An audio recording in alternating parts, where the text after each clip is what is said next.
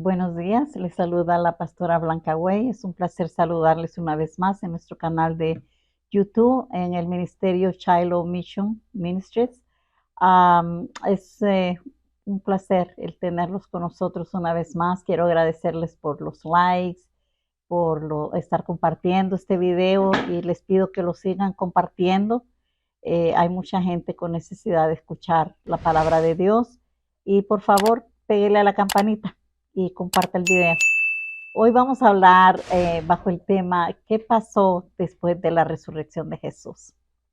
En primer lugar, alabo a Dios desde lo más profundo de mi ser porque su resurrección marcó la diferencia. Estableció el antes y el después de Cristo. Partió la historia en dos. Y eso es algo extraordinario. Y nosotros, los que vivimos después de Cristo, somos gente bendecida, porque no tenemos ya que vivir con la carga de la ley, no tenemos que vivir con la carga de vivir bajo el yugo de la ley, bajo el yugo de la esclavitud, de que teníamos que hacer un montón de rituales todos los días, teníamos que lavarnos las manos un montón de veces al día para poder ser aceptos delante de Dios. Hoy a través de Jesucristo somos aceptos. La Biblia dice que somos aceptos en el amado. Él es el amado de Dios. Cuando Jesús fue bautizado, no dice que bajó el Espíritu Santo sobre él y una voz desde los cielos se escuchó diciendo, este es mi Hijo amado en el cual tengo complacencia. Hoy yo quiero hablar acerca de qué beneficios obtenemos nosotros los seres humanos después de la resurrección de Jesucristo. Y quiero leer en la Biblia, en el libro de Mateo, en el capítulo 28, y dice de esta manera: después del sábado, al amanecer del primer día de la semana, María Magdalena y la otra María fueron al sepulcro.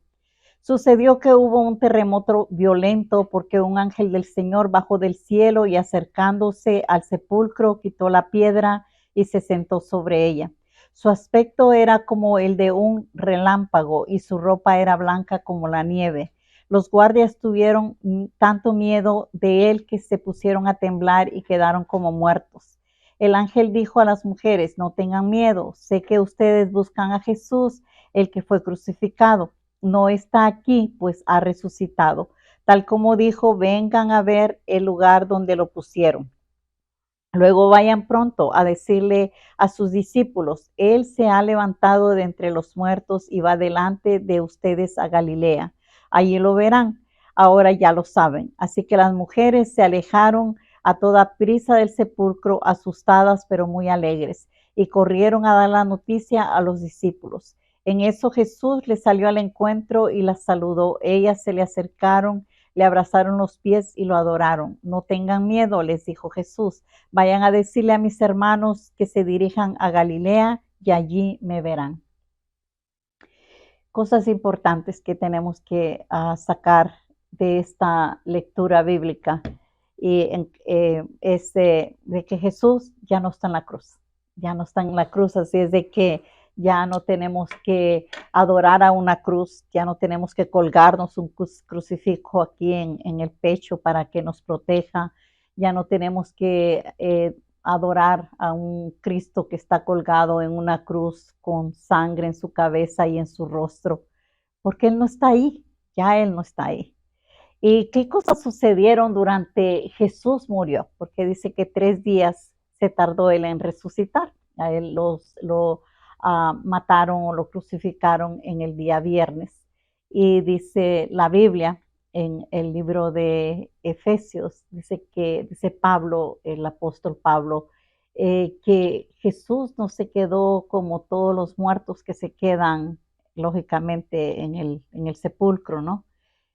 Sino que Él bajó a lo más profundo de la tierra.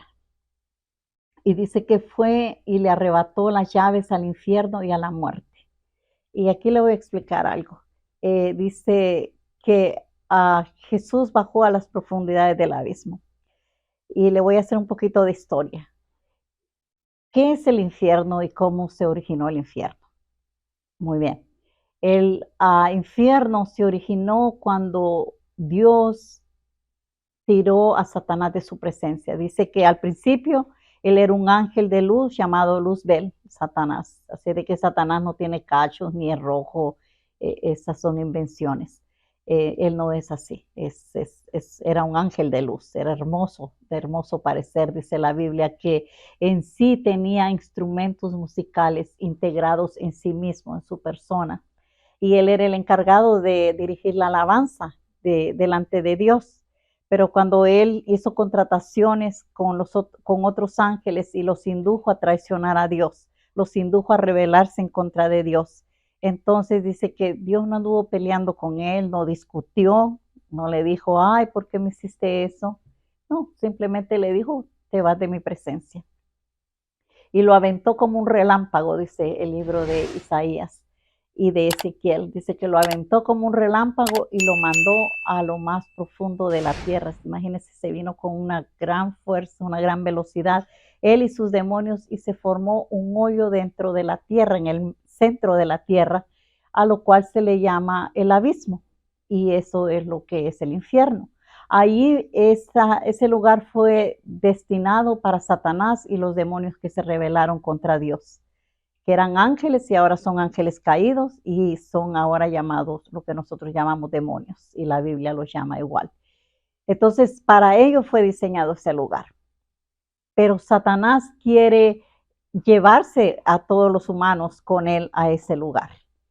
Entonces, ese es su morada, ese es su lugar y el final de Satanás, porque ya hay un juicio sobre Satanás y va a ser ejecutado. No sabemos cuándo, pero cuando Jesucristo venga en su segunda venida, va a ser ejecutado ese juicio. Y dice la Biblia que cuando Jesús muere, entonces Jesús baja, porque cuando Adán y Eva estaban en el huerto del Edén, ellos eran espíritu, en un espíritu puro dentro de un cuerpo creado por Dios de la tierra. De la tierra Dios creó a Adán y Eva y su espíritu de Dios vivía dentro de ellos. Y dice que Dios bajaba todos los días y se paseaba en el huerto del Edén y platicaba con ellos. Y tenía esa relación padre-hijo con ellos todos los días hasta el día en que Adán y Eva se rebelaron contra Dios y pecaron. Y entonces allí dice que es cuando se ocurre la separación del Espíritu de Dios con el hombre. Y ahí es cuando Dios Adán y Eva se dan cuenta de que están desnudos. Y es cuando Dios mata a un animalito para poder vestirlos y cubrir su desnudez. Es la primera vez que se derrama sangre.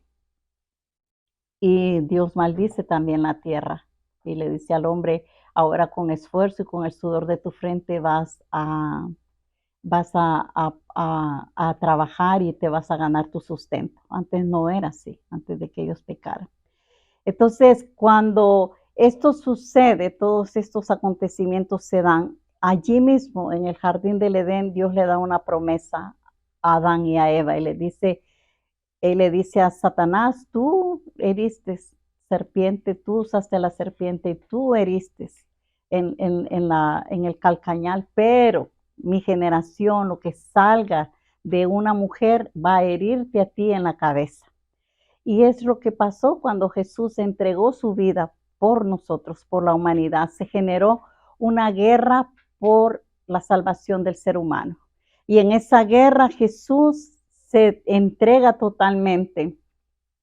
Y dice que cuando estaba en el huerto del Edén, ya cuando del huerto de Getsemaní, perdón, cuando ya él se iba ya sabía que iban a venir por él, que lo iban a entregar, que lo iban a traicionar. Dice que él estaba orando y que era desesperante su oración. Y él vino con sus discípulos más cercanos a decirles que lo acompañen en oración. Pero los discípulos estaban tan cansados que se quedaron dormidos. Dice que una segunda vez él fue a pedirle al Padre, Padre, si es posible, pasa de mí esta copa. Y dice que el Padre no tuvo respuesta para él. Entonces regresó Jesús otra vez con los discípulos y otra vez los encontró durmiendo. Entonces regresó otra vez al Padre y ya en esta ocasión le dijo que no sea como yo quiero, pero sea como tú quieres, que se haga tu voluntad. En ese momento Jesús rompe con la voluntad del hombre. Adán y Eva no entregaron su voluntad a los engaños de Satanás y por eso comieron del árbol de la ciencia del bien y el mal, que no, en sí no es un árbol físico, sino que es un pensamiento humano. Y hasta el día de hoy los seres humanos tenemos batallas de pensamiento. Cada vez que te viene una tentación, le decimos nosotros por hacer algo que sabes que no está bien y estás batallando en tu mente entre si lo haces o no lo haces. Pero en el jardín de Getsemaní, Jesús dice que su angustia era tan grande y que él sudaba y sus gotas de sudor eran como gotas de sangre. Esa es la primera vez que Jesús derrama su sangre, porque la sangre de Jesús no la derramó solamente en la cruz, fue en 7 diferentes lugares. Y en la próxima edición les voy a hablar de eso, pero hoy solo me limito a decir que fue en la primera vez que Jesús derramó su sangre entregando la voluntad al Padre. Cuando Jesús hace eso y luego pasa por el madero, la crucifixión, la vía dolorosa y finalmente expira, lo ponen en la sepultura, entonces él no, su cuerpo se quedó allí en la sepultura, pero él bajó, dice la Biblia, a lo profundo del abismo y fue a pelear por nosotros, por la humanidad. Y fue, dice la Biblia, a quitarle las llaves del infierno a Satanás y a la muerte. Eh, y dice que los exhibió públicamente. Le explico cómo es que yo entiendo esto. Jesús cumplió con toda la ley, no abrió su boca, fue perfecto en su andar como humano, siendo Dios, se hizo humano y fue perfecto en su caminar. No rompió la ley de ninguna manera. Entonces con eso él compró el derecho legal para decirle a Satanás, ¿sabes qué? Yo pagué el precio por la humanidad. Así de que ahora las llaves de la muerte no te pertenecen a ti y las llaves del infierno tampoco te pertenecen a ti. Y dice que el Dios Hades, que es el Dios de los infiernos, el Dios de la muerte, alrededor de él está todo lo que tiene que ver con los demonios que traen muerte al ser humano, las enfermedades, los accidentes, todo eso se genera en el infierno. Y ese Dios ha de ser el que tenía el poder de hacerlo de esa manera, de tener ese poder sobre nosotros los seres humanos. Moríamos sin esperanza. Y dice la Biblia que también le fue a predicar a todos los espíritus encarcelados que estaban en el infierno y fueron liberados. Entonces Jesús no, esos días que estuvo debajo de la tierra, no estuvo haciendo nada o descansando como cualquier otro ser humano. Él fue a terminar la obra, él fue a hacer la última parte que se necesitaba hacer para que el ser humano tuviéramos esperanza de vida y de vida eterna. Entonces, cuando vienen las mujeres, ya pasando el día sábado, porque el sábado, según las leyes judías, la gente no podía trabajar, era el día de descanso y era el día que solo tenían que caminar unas distancias pequeñas y el trabajo de ellos era juntarse en las sinagogas y aprender la palabra de Dios, hablar de la Torah y hablar de todas las leyes que ellos se fueron inventando basadas en la Torah. Dice que las mujeres tenían que cocinar y un día antes para ese día no tener que cocinar. Los animales los tenían que alimentar un día antes para que ese día no los tuvieran que alimentar. Y así todo lo tenían que hacer el viernes hasta caer el sol, para que desde el viernes que caía el sol hasta el sábado que volvía a caer el sol, no se hacía otro trabajo más que estar en la presencia de Dios, más que descansar en Dios, hacer ayunos y estar buscando a Dios. Pero la Biblia dice que ahora Jesús es nuestro descanso. Por eso nosotros ahora no tenemos que guardar un día de descanso. Jesús es nuestro descanso. Él es nuestra paz. En Él descansamos de todas las situaciones de la vida y ya no tenemos que esperar que sea sábado para descansar. Podemos descansar el domingo, lunes, martes, miércoles, cualquier día de la semana. En cualquier momento que se nos viene una situación difícil con la que nos produce cansancio físico, mental, espiritual, nosotros podemos ir a Jesús y decirle, toma esta carga, porque yo no puedo con ella. Dame sabiduría para saber cómo resolver este asunto. Dame entendimiento para saber cómo tomar decisiones correctas. Eso es vivir en un descanso. Es un descanso físico, mental y espiritual, emocional.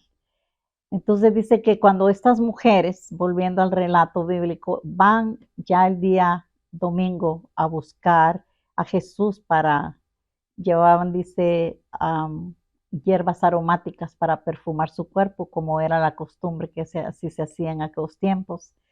Dice que lo que encontraron fue un ángel y que cuando el ángel vino se produjo un terremoto y dice que la tierra respondió. Y aquí quiero entrar en algo, a explicar algo.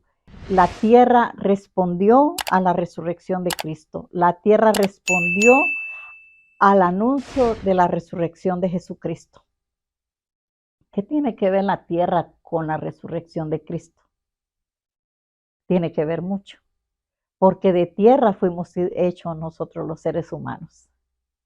Nosotros somos tierra, con un espíritu dentro de nosotros, pero somos tierra y cuando nos morimos, ¿qué nos hacemos? Nos hacemos tierrita otra vez. Los árboles, la grama, los animales, cuando se mueren y se descomponen, ¿qué vuelven a hacer? Tierra. Tienen un tiempo de descomposición, pero finalmente cuando ese periodo de descomposición llega a su término, se convierte en tierra. Entonces todo fue hecho de la tierra. Si leemos en Génesis 1, cuando dice que Dios estaba creando la creación, estaba poniendo todo en orden, dice que a la tierra solo le dijo que produjera hierba y que produjera animales. No, Dios no creó los animales, la tierra los produjo. O sea que ya estaban dentro de la tierra y la tierra solo los sacó a la superficie, los sacó a la vida, a la orden que Dios les dio. Dios le ordenó a la tierra. Pero también la tierra tiene una tremenda relación con Dios, porque dice que cuando Caín mató a Abel, que fue el primer asesinato que hubo, dice que Dios viene a visitar a Caín y a preguntarle, ¿dónde está tu hermano? Y Caín le dice, y que yo no soy guarda de mi hermano, como quien dice, a mí no me preguntes qué le pasó. Yo no estoy para cuidarlo. Y Dios le dice, ¿sabes qué, Caín? Que la tierra está clamando justicia por la sangre que tú derramaste de tu hermano. O sea que la tierra está bajo maldición por todo el pecado que nosotros los seres humanos hemos cometido, por toda la sangre inocente derramada que se ha cometido en las guerras, los asesinatos, todas las injusticias, toda la gente que ha muerto en accidentes, toda la gente que ha muerto porque alguien la mató, toda la gente que ha muerto en una guerra, toda esa sangre ha caído sobre la tierra y la tierra está clamando justicia acerca de eso. Entonces, cuando el ángel viene a anunciar que Jesús ya no está en la tumba, que él ya resucitó, la tierra se estremece y dice que se produce un terremoto. ¿Por qué? Porque la tierra se está alegrando que finalmente hubo una sangre humana que viene a limpiar toda esa sangre inocente que fue derramada sobre ella. ¿Y sabe qué es lo más espectacular de todo eso? Que con la resurrección de Cristo, ahora usted y yo tenemos derecho de decirle a la tierra que sea sana. Tenemos derecho de decirle a la tierra que produzca. Tenemos derecho de decirle a esta tierra de nuestra vida que también sea sana y que produzca aquello para lo que fue diseñada. Entonces, con la resurrección de Jesucristo, la enfermedad se convierte en ilegal en el cuerpo del ser humano. Y no toda la gente lo entiende de esta manera, ni toda la gente lo tiene la fe para creer de esta manera, que nosotros a través de la sangre de Jesucristo tenemos derecho a la sanidad, que esta tierra de nuestra vida, este cuerpo de nosotros, este cuerpo mortal que fue hecho de tierra, también tiene que responder a la resurrección de Jesucristo. Entonces eso es lo extraordinario de que Jesús haya resucitado. No solo es de que Él murió, es que resucitó, porque si Jesús no hubiera resucitado, pues estaríamos en la misma situación que estábamos antes de su muerte.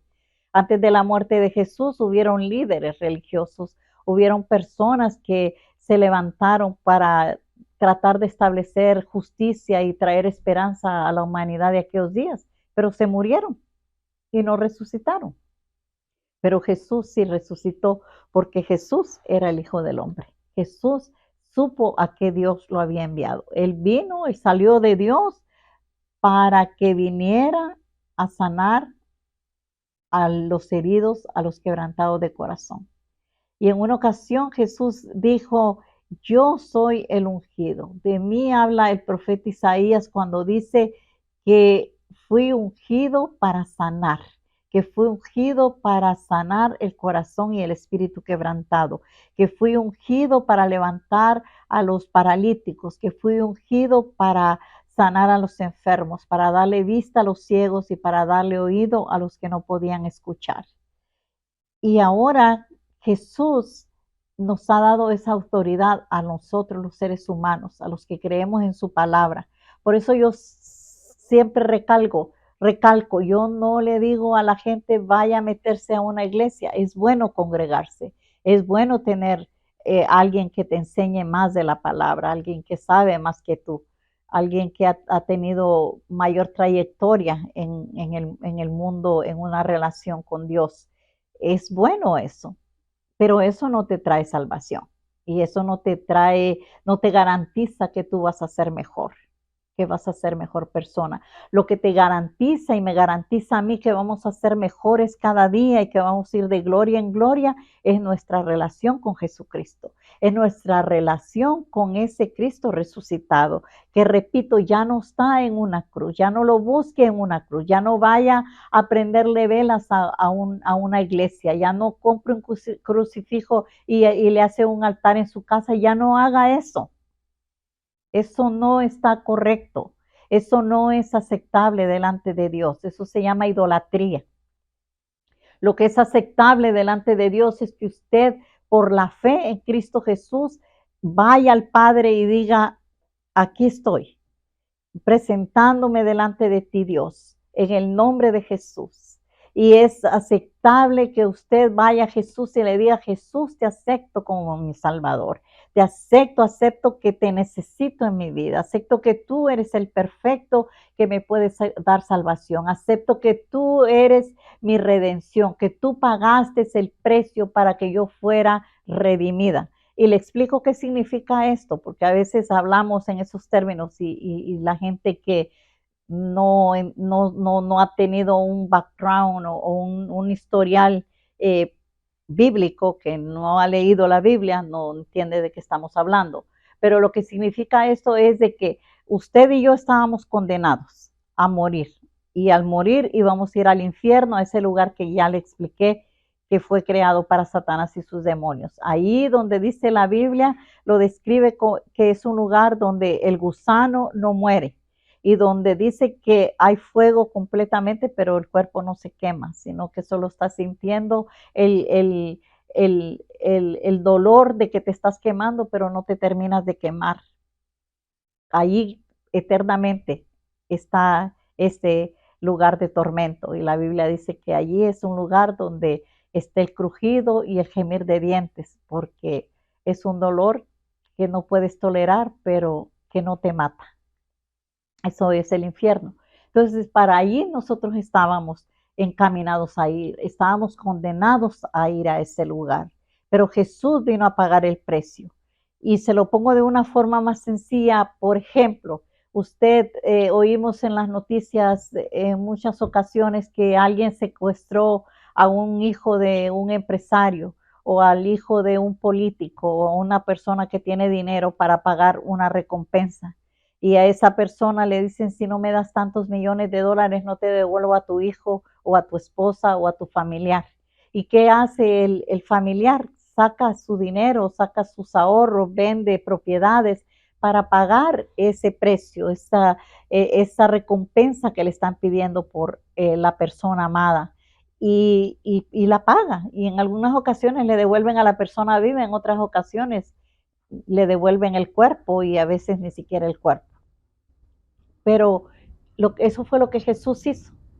El Padre mandó a Jesucristo a pagar el precio por nuestra libertad. Jesús pagó el precio que ningún dinero del mundo lo iba a pagar. Ningún poder, la gente puede tratar de estar haciendo hoteles allá en el espacio, pero eso no los va a llevar a la salvación. Siguen siendo humanos y se van a morir tarde que temprano cuando llegue su tiempo y cuando llegue su día. Nadie va a ser eterno, todos vamos a morir. Y cuando muramos, este cuerpo físico se va a ir otra vez a la tierra o lo van a quemar, pero nuestra alma va a ir a dar cuentas a Dios, va a ir a enfrentarse con Dios y Dios le va a decir qué hiciste con la vida que te di. Te envié a un Salvador, te di lo mejor de mí, Él pagó el precio por tu redención, o pagó la recompensa para que tú fueras libre y tú no lo aceptaste. Entonces, estos son tiempos en que, así como la tierra se respondió a la resurrección de Cristo, haciendo ese terremoto, los seres humanos necesitamos responder a la resurrección de Cristo. No es como, oh, ya pasó el domingo y ya los niños se terminaron de comer todos los huevitos y los dulces que habían dentro de los huevitos. Porque como se lo dije en mi edición anterior, eso no es aceptable delante de Dios. No existe coneja que ponga huevos. Esas son distracciones que Satanás ha creado para que la gente no se enfoque en el poder de la resurrección. No existe vía cruces tampoco. Estaba mirando en la televisión yo en un pueblo que se hacían un ring de boxeo y se golpeaban hasta sacarse la sangre y decían, esto lo hacemos para recordar a Jesús y cómo Él sufrió. Nosotros no necesitamos hacer eso. Los seres humanos no necesitamos hacer eso.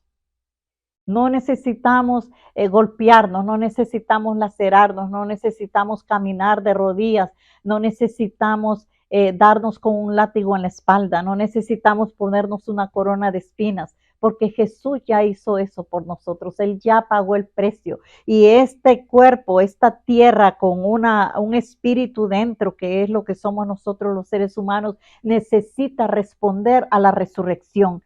Que no sea en vano ese sacrificio de Jesús, que tomemos ventaja de ello.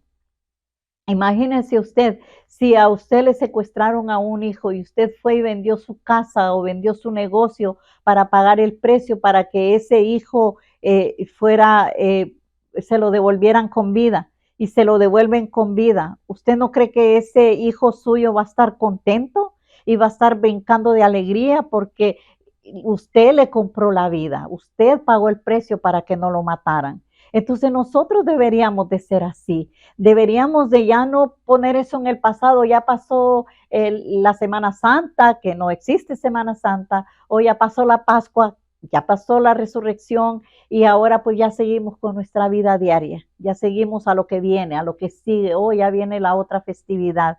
Todo eso, ¿sabe cómo se llama? Se llaman distracciones. Se llaman distracciones que Satanás ha creado para que usted y yo no nos enfoquemos en el valor de la resurrección. Pero el día de hoy yo estoy aquí para decirle, para testificarle que tome ventaja de la resurrección. Porque un día usted no tiene garantizado mañana, ni yo tampoco. La Biblia dice que no hagamos planes para mañana porque el día de mañana no está garantizado. Como hoy nos dormimos y mañana no podemos amanecer con vida. Nadie tenemos garantizado hasta cuándo se nos va a terminar el reloj y se nos va a terminar el tiempo en este mundo. Entonces tome ventaja. En este día yo le estoy invitando a que usted reaccione a la resurrección, así como la tierra reaccionó con un terremoto, que usted también reaccione, que usted también diga, ¿qué necesito hacer para reaccionar a esta resurrección? Lo primero que necesita hacer es decirle, Jesús, gracias. Gracias porque tú pagaste el precio que yo tenía que haber pagado. Gracias porque tú recibiste los azotes que yo debí haber recibido. Gracias porque tú llevaste la corona de espina que yo debía haber llevado. Gracias porque tú fuiste avergonzado y fuiste hecho motivo de burla cuando eso me correspondía a mí. Entonces, hoy mi mensaje para ustedes, levántese, levántese, no deje que esta resurrección sea como una más que han pasado en los tiempos atrás. Es inminente que nosotros respondamos a la resurrección de Cristo en este año 2023, porque lo que viene es duro. Viene un juicio fuerte sobre las naciones de la tierra. No solo va a ser en un país o en otro país, vamos a escuchar hoy como nunca antes hemos escuchado más guerras y rumores de guerras, más terremotos, más epidemias, más pandemias vienen. Eso es inevitable. La Biblia ya lo dice, que cuando a medida el tiempo se acerque de que Jesucristo va a venir, también van a venir esos juicios sobre la tierra y sobre sus habitantes. Nosotros podemos escapar de ese juicio y por eso yo estoy como una voz avisándole, poniéndolo sobre aviso, anunciándole que usted no tiene por qué pasar por ahí, que Jesús ya pagó eso y que al Jesús resucitar, no solamente resucitó y se presentó delante de las mujeres, dice que las mujeres se alegraron y fueron a avisarle a los otros discípulos que Jesús ya estaba resucitado, sino que pasa una cosa más grande. Jesús, después de que resucita, va a Galilea, se encuentra con sus discípulos y los evangelios, Mateo, Marcos, Lucas, lo escriben de diferentes formas, eh, añaden más detalles, cada uno añade detalles más diferentes acerca de cómo fue ese encuentro con Jesús después de que pensaron que se había muerto y que ya nunca más lo iban a volver a ver. Pero al final de que Jesús se queda 40 días después de su resurrección con ellos, y dice que les enseñó muchas cosas más y le dio más instrucciones. Pero lo último que él les dijo es, Pedro, a ti te entrego las llaves del abismo y de la muerte. Y las puertas del Hades no van a prevalecer contra la iglesia. Ya le expliqué quién era el Hades. Era el poder de la muerte que está en el fondo del infierno. Pero para aquellos que aceptemos a Jesucristo en nuestro corazón, esa muerte ya no va a tener poder, ya no va a tener autoridad. Pero si usted no acepta a Jesucristo como su Salvador, sí, ese efecto va a ser en su vida. Si la muerte todavía tiene control sobre su vida, si el Hades todavía tiene control sobre su vida, tiene poder sobre su vida, porque usted no está aceptando el precio del rescate que Jesús ya pagó. Y dice la Biblia que Jesús le dice a Pedro que sobre su iglesia él iba a fundar la iglesia. Pedro significa roca. Entonces dice, sobre esta roca yo voy a fundar mi iglesia. Y sabe que cuando Jesús lleva a Pedro ahí, no es que se lo dice en cualquier lugar o como la iglesia católica ha dicho de que, oh, San Pedro, sobre San Pedro está fundada la iglesia. Eso no es así. Lo que Jesús le está diciendo es que Jesús lleva a Pedro a donde estaban todos los dioses del Hades, porque eran muchos dioses y el Hades era el principal, y le dice, ¿sabes qué? Todos esos dioses ya no tienen poder sobre ustedes. Y tú eres mi discípulo y a ti te estoy diciendo, Pedro, que tú vas a ir a buscar a tus hermanos y tú los vas a fundamentar. Lo que le está diciendo, tú vas a ir y vas a predicar este evangelio a tus hermanos y tus hermanos me van a conocer.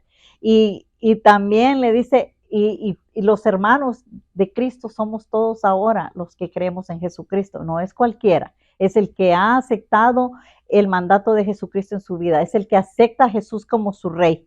Y en el reino de Dios no hay democracia. Ahí no se vota si quiero republicanos o si quiero liberales o si quiero independentistas. En el reino de Dios hay un solo rey y ese rey se llama Jesucristo. Su palabra es la Biblia y el que no se somete a esa palabra pues le está fallando a su rey. Y el que no obedece a su rey entonces está bajo el gobierno del Dios de este mundo que es Satanás. pero también está sujeto a la destrucción, está sujeto al abismo y al infierno, está sujeto a las enfermedades, está sujeto a las desgracias. Pero aquellos que están en Cristo Jesús no estamos sujetos a eso. Y por eso nosotros estamos haciendo lo que Dios, Jesús, antes de irse a sentar a la diestra de Dios Padre, porque dice la Biblia que fue llevado en una nube delante de los ojos de los que estaban allí, sus discípulos y otros testigos que estaban ahí, y fue llevado a las nubes, dice, y se abrieron los cielos y él subió. Y ahora la Biblia dice que él está sentado a la diestra del Padre, intercediendo por los seres humanos. Así de que usted ya no tiene que ir a confesarse con el sacerdote, ni tiene que irse a confesar con nadie. Usted vaya, confiésele sus pecados a Jesús porque Él es el sumo sacerdote. Usted no tiene que irle a prender velas a nadie porque Jesús es la luz del mundo y si usted se acerca allí, Él le va a dar la sabiduría que va a alumbrar los ojos de su entendimiento y le va a enseñar la diferencia entre el bien y el mal, va a alumbrar su conciencia y usted entonces va a saber qué es bueno, qué es malo y va a tener el valor, la valentía, el dominio propio para tomar las decisiones correctas. Termino diciéndole, vienen tiempos malos. Después de la resurrección de Cristo, bíblicamente, en el Antiguo Testamento, Dios le da 50 días al pueblo de Israel para darle su ley, que es cuando vamos a celebrar nosotros otra fiesta memorable bíblica que se llama Sukkot. Y en esta fiesta Dios le da la ley al pueblo de Israel, lo que llamamos los 10 mandamientos, la Torá, Dios se la da al pueblo de Israel. Y también en ese día viene el Espíritu Santo a vivir en los hombres, a bautizarlos con lenguas repartidas como de fuego, dice el libro de Hechos. Y ese Espíritu Santo viene a morar en aquellos que aceptan a Jesucristo. Después de que Dios le da la ley al pueblo de Israel, se ejecuta un tiempo de juicio sobre las naciones que no obedecían a Dios, sobre las naciones idólatras. Dios le da la entrada al pueblo de Israel a Jericó y comienza la destrucción de todas esas naciones que no creyeron en Dios, que vivían adorando a dioses extraños, dioses hechos de mano, dioses hechos de piedra, dioses labrados en oro, en plata y en metales, y en piedra y en madera. También lo que pasó en esta fiesta de Pesach, de acuerdo al testimonio bíblico en el Antiguo Testamento, es que Dios trajo juicio sobre el faraón. Y dice que no solo les quitó todas las riquezas y esas riquezas pasaron al pueblo de Dios, sino que también dice que se partió el mar y esos caballos y el faraón y esos hombres de guerra quedaron enterrados en el fondo del mar y ya nunca más volvieron a ser enemigos de Dios. Entonces, ¿qué pasa después de la resurrección de Cristo? Una, tenemos esperanza de vida y de vida en abundancia. Dos, tenemos victoria sobre nuestros enemigos. Tenemos, número tres, juicio. Juicio. Y el juicio puede ser bueno o puede ser malo. Cuando usted va a la corte, igual lo pueden juzgar culpable o lo pueden juzgar inocente. Entonces, mi invitación es, usted va a entrar a un juicio. Un juicio viene sobre las naciones de la tierra, un juicio que tiene que ver con pestilencias, un juicio que tiene que ver con guerras, un juicio que tiene que ver con la caída del dólar y la economía mundial, un juicio que tiene que ver con la escasez de alimentos, un juicio que tiene que ver con la contaminación de las aguas que bebemos. Entonces todos esos juicios vienen en nuestros días. Yo no les estoy hablando de que van a pasar en 20 años, o no le estoy hablando del pasado, les estoy hablando del presente actual. Y estoy siendo testigo de Dios, estoy siendo vocero de Dios, para que usted después no diga, nadie me lo dijo, nadie me avisó. Y usted que está mirando este mensaje, yo le pido que lo compártalo con sus amigos, con sus familiares, súbalo a sus redes sociales, haga viral este mensaje, porque mucha gente lo necesita. Usted lo necesita, yo lo necesito.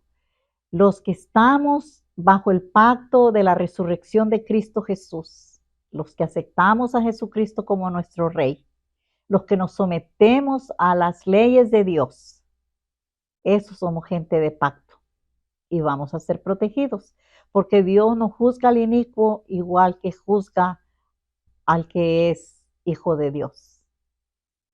No todos somos hijos de Dios, somos creación de Dios. Hijos de Dios son los que se someten a Dios y quieren obedecer sus órdenes, quieren conocerlo. Los que solamente lo tienen allí como en forma de una cruz o en forma de una medallita, esos no son hijos de Dios. Esos andan haciendo lo que se les da la gana y solo corren a Dios cuando tienen una necesidad. Y Dios en su misericordia los puede ayudar, porque Dios es misericordioso. La Biblia dice que nuevas son cada mañana sus misericordias y que grande es su fidelidad. Pero nadie le garantiza a usted que Satanás traiga juicio sobre su vida y usted tenga que pasar por situaciones difíciles. Y no lo quiero amedrentar, no lo quiero poner a vivir una vida de inseguridad, pero le estoy dando un aviso. Un aviso es como cuando usted mira las noticias y dicen viene un tornado en tal ciudad y por qué lo ponen en las noticias y le mandan alarmas a uno al teléfono para que uno no maneje por esa zona, para que uno proteja su casa, para que uno trate de tener comestibles separados por si acaso no puede salir o por si las tiendas son destruidas y toda la comida que hay en las tiendas se echa a perder, entonces que tengamos para sobrevivir. Es lo que yo estoy haciendo y es lo que están haciendo otros predicadores, otros pastores. Estamos advirtiéndole a las comunidades, a la gente, le estamos advirtiendo. Vienen juicios sobre la faz de la tierra, prepárese. Jesús sigue estando con los brazos abiertos para recibirnos. Así es de que yo le invito a que haga esta oración conmigo. Padre, en el nombre de Jesús, hoy nos acercamos a ti, Señor, dándote gracias por la muerte y resurrección de Jesucristo, porque la resurrección de Cristo nos da esperanza de vida. Padre, en el nombre de Jesús, yo te presento a cada persona que está bajo el alcance de mi voz y yo oro porque tu Espíritu Santo traiga convicción de pecado a sus vidas en el nombre de Jesús. Y te pido, Señor, que tú los muevas, Señor, de una manera que ellos te puedan conocer, que tú, Señor, como dijiste a través, Señor, de tu profeta Joel, Señor, hagas lo que dijiste en esa profecía, Señor, que la gente empiece a soñar, que la gente empiece a ver visiones. Señor, en el nombre de Jesús, yo oro, Señor, porque tú traigas, Señor, salvación y sanidad a aquellos que en este momento se arrepientan, aquellos que en este momento, Señor, sean conviccionados, Señor, de que te necesitan en sus vidas en el nombre de Jesús. Gracias, Padre. Te alabamos y te bendecimos en el nombre de Cristo Jesús. Amén. Bueno, muchas gracias por estar en esta enseñanza, por quedarse hasta el final. Comparta una vez más este video, por favor, y nos miramos en la próxima edición. Dios les bendiga.